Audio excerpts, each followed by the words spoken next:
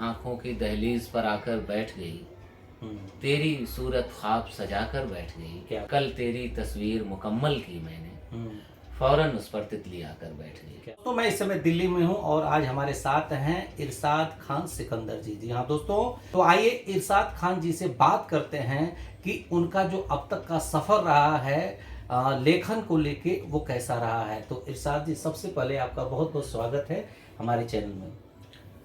नमस्कार, बहुत बहुत शुक्रिया देवानंद भाई। बहुत सारे लोग आज तक समझ नहीं पाए कि इरशाद खान सिकंदर आखिर हैं क्या। क्या एक राइटर हैं, क्या एक नाटककार हैं, ये क्या है? आज दर्शकों को आप बता ही दीजिए।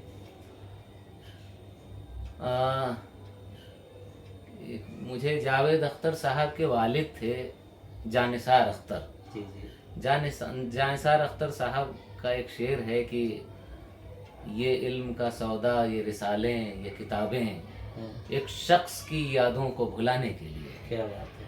तो इरशाद खान सिकंदर क्या है, तो जो है मैं भी अभी इसकी छान फटक में लगा हुआ हूँ कि पता लगाऊं कि इरशाद खान सिकंदर क्या है।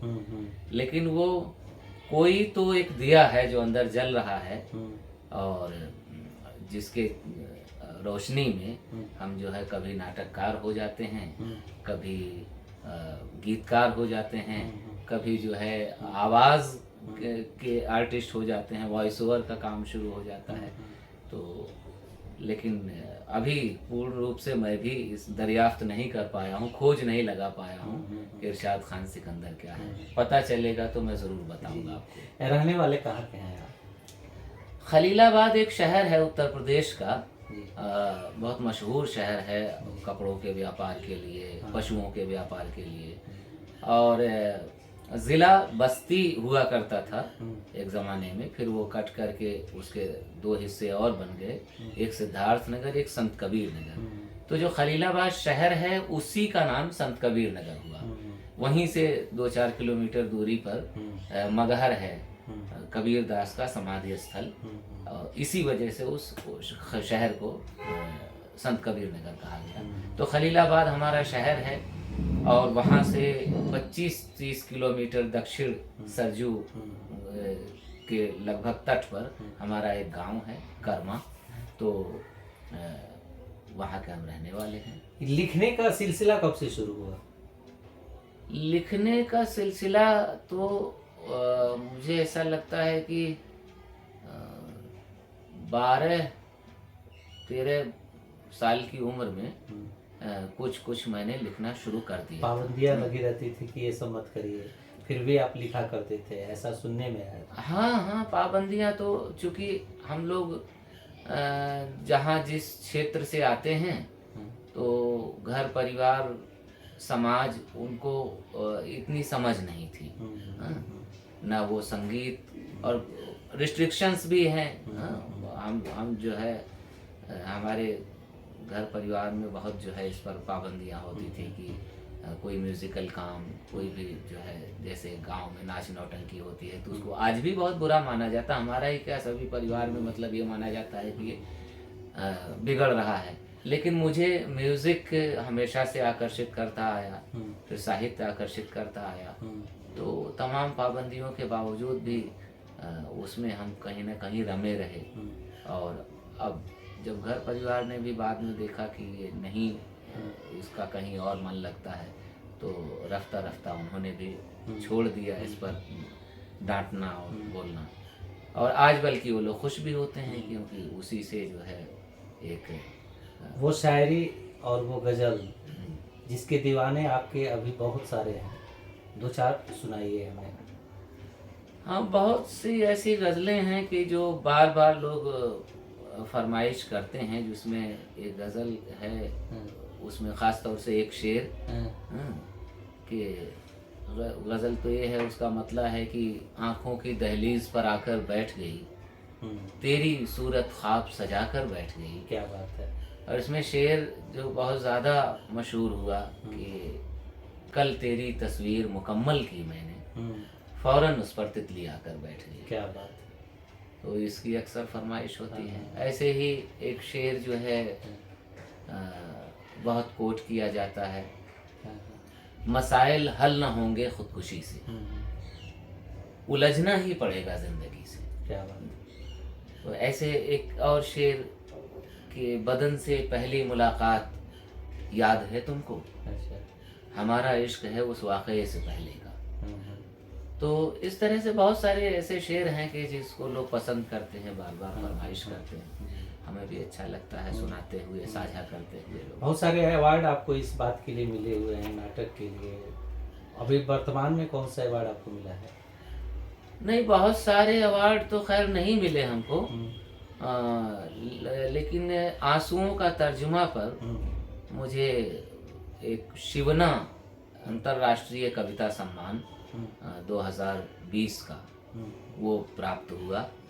तो ये जो है हमारा शिवना क्रिएशन मध्य प्रदेश से है और ढींगरा फाउंडेशन अमेरिका।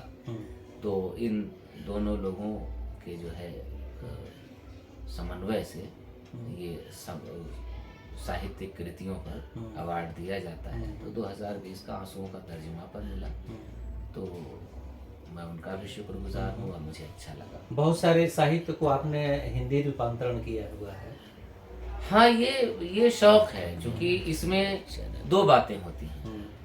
एक तो ऐसे लोग जो लिपि नहीं जानते लेकिन उनको पढ़ने का शौक है, अब वो उर्दू नहीं जानते हैं क्योंकि उर्दू स्क्रिप्ट पढ़ नहीं पाते हैं, तो उनका फ़ायदा ये हो जाता है कि मैं अगर उसे उर्दू से देवनागरी में कर देता हूँ तो उन पाठकों का फ़ायदा हो जाता है, उनको वो चीज़ मिल जाती है और मेरे ज्ञान में वृद्धि हो जाती है थोड़ी सी। मुझे इसी बहाने पढ़ लेता हूँ मैं। तो मैंने जैसे उमराव जान अदा बहुत मशहूर उपन्यास है, कितनी फिल्में बनी, कितने नाटक उस पर लिखे गए, सीरियल बने। तो ये 1898 में लिखा गया था, मिर्ज़ा हादी रुसवा ने इसे लिखा था। ऐसा नहीं कि हिंदी में नहीं है, देवनागरी में बहुत सारे प्रकाशनों ने उसको छापा, कहीं अनुवाद करके, कहीं कुछ, लेकिन कहीं कहीं कुछ गड़बड़ियाँ मिलती थी। तो मुझे महसूस हुआ कि नहीं, उसको करना चाहिए। तो मैंने उसको उर्दू से हिंदी में किया और अभी रेख्ता फाउंडेशन ने उसको प्रकाशित किया है। ऐसे बहुत सारी शायरी की किताबों को मैंने उर्दू से हिंदी में लाने का प्रयास किया और कर रहा हूँ लगातार। तो नाटक है, शायरी है, कहानियाँ हैं, तो दर्जनों ऐसी किताबें हैं जिन पर मैंने काम किया और अभी भी कर रहा हूँ। अभी वर्तमान में मतलब कौन सी किताबें आप लिख रहे हैं? वर्तमान में जो यही जो दोनों किताबें मेरी आ रही हैं नाटक की, ये फरवरी में आ जाएंगी। और अभी मैं कुछ नई पीढ़ी के शायरों पर काम कर रहा हूँ जो मेरे समकालीन हैं या मुझसे थोड़ा सा बड़े छोटे, तो उन पर जो है हिंदुस्तान के जो कुछ मशहूर शायर हैं उन पर काम कर रहा हूँ। वो भी किताब आएगी। कहानियों पर काम कर रहा हूँ मैं, अपनी भी कहानियों पर, और कुछ उर्दू से हिंदी में और जो बड़े राइटर्स हैं उनकी कहानियाँ लाने का काम कर रहा हूँ। अभी वर्तमान में क्या कर रहे हैं? वर्तमान में देखिए, इतने नूर, कृष्ण बिहारी नूर साहब हमारे दादा उस्ताद भी थे, उनका एक शेर है कि इतने हिस्सों में बंट गया हूँ मैं, मेरे हिस्से में कुछ बचा ही नहीं। तो वर्तमान में बात है, इतने हिस्सों में इतने हिस्सों में बंट गया हूँ मैं, मेरे हिस्से में कुछ बचा ही नहीं। तो आपकी शायरी बड़ी जबरदस्त आती है और यही कहना है कि आपके इंटरनेशनल जो फॉलोअर हैं वो काफ़ी बड़े हुए हैं। हाँ, कह सकते हैं। और बल्कि मुझे तो फॉलोअर और ये डिजिटल दुनिया, ये चकाचौंध वाली दुनिया देखता तो हूँ लेकिन मुझे ज़्यादा समझ में आती नहीं है। तो मैं जानता नहीं हूँ कि हाँ फॉलोअर बढ़े हैं या घटे हैं। मैं तो अपना डूब करके काम करता हूँ, उसमें मुझे मज़ा आता है। रोजी रोटी के लिए कुछ काम कर लेता हूँ जिससे थोड़ा सा घर परिवार चल जाए। बाकी तो काम में ही आनंद आता है, वो चाहे साहित्यिक काम हो, चाहे वो सिनेमा का काम हो, चाहे ये म्यूजिक इंडस्ट्री का काम हो। आपकी किताबें भी आई हैं अभी, मैंने सुना है। हाँ, मेरी 2 किताबें हैं, एक दोनों गज़लों की किताबें हैं। एक किताब है दूसरा इश्क और दूसरी किताब है आंसुओं का तर्जुमा। ये दोनों ही किताबें हिंदुस्तान का प्रतिष्ठित प्रकाशन है, लगभग 100-125 बरस पुराना प्रकाशन है, राजपाल एंड सन्स। तो राजपाल एंड सन्स से ये मेरी दोनों किताबें हैं जी। अभी मार्केट में अवेलेबल? हाँ हाँ, सब जगह सारे ऑनलाइन प्लेटफॉर्म पर जो अमेज़ॉन और फ्लिपकार्ट वगैरह आजकल जो है सारे जगह पर मौजूद है। जी। और बल्कि अभी 1-2 नाटक की किताबें आ रही हैं।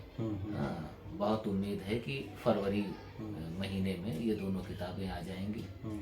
तो वो दोनों नाटक हैं, एक उमराव जान पर आधारित नाटक है और एक बहुत मशहूर शायर जॉन एलिया साहब हुए हैं, जो हमारे हिंदुस्तान में ही पैदा हुए, यहीं बड़े हुए और वो उसके बाद पाकिस्तान चले गए थे।